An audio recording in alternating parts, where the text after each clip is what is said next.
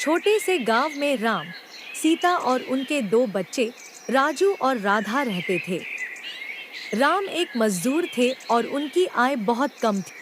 आज मैं कुछ काम करके आता हूँ, खेत में मजदूरी कर कुछ पैसे मिल जाएंगे, कुछ खाने के लिए ले आता हूँ।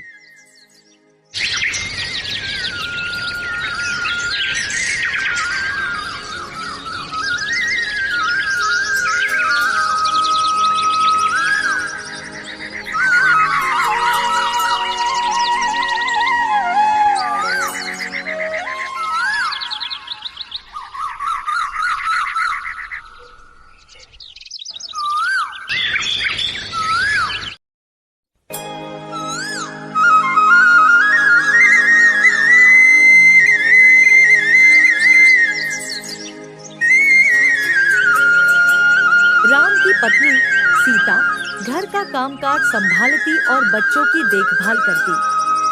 वह कम संसाधनों में भी खाना बनाती और घर को साफ सुथरा रखती। बच्चे राजू और राधा पुराने और फटे पुराने कपड़े पहनते थे, लेकिन कभी शिकायत नहीं करते थे। गांव में भयंकर तूफान आया जिसने कई घरों को तबाह कर दिया, जिसमें राम और सीता का छोटा सा घर भी शामिल था। परिवार के पास अब केवल तन पर पहने कपड़े ही बचे थे। गांव के लोगों ने उनकी यह हालत देखकर मदद का हाथ बढ़ाया। उन्होंने खाने पीने की चीजें दी और उनका घर फिर से बनाने में मदद की। रामू, तुम चिंता मत करो, हम गांव वाले तुम्हारे साथ हैं। हम तुम्हारी मदद करेंगे और फिर से तुम्हारा घर बनाएंगे। गांव वालों ने जो हमको मदद की है, ये हिस्सन हम जिंदगी भर नहीं बल्कि अब हम कब मेहनत करेंगे और गांव वालों की मुश्किल के वक्त हम भी मदद करेंगे गांव वालों की। अरे सुनो, आज खेत में काम ज्यादा था, बहुत थक गया हूँ। नहीं, खेत में समय ही नहीं मिला। तुमने क्या बनाया है खाने में? तुम हमेशा मेरा ध्यान रखती हो। खाने के बाद थोड़ी चाय मिल सकती है। तुम सच में बहुत समझदार हो। घर और खेत दोनों संभाल लेती हो। हम दोनों मिलकर सब कुछ अच्छे से कर लेते हैं। यही हमारी ताकत है।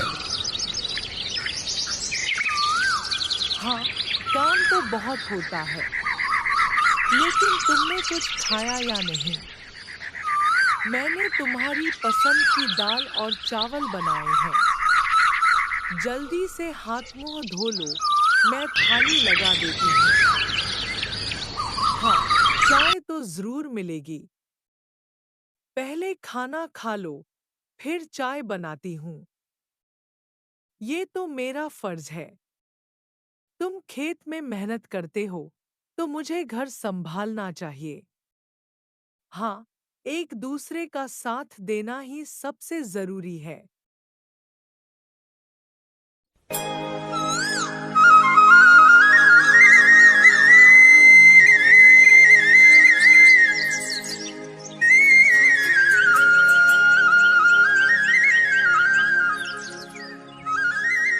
बच्चों, मैं तुमसे एक बहुत महत्वपूर्ण बात करना चाहता हूँ।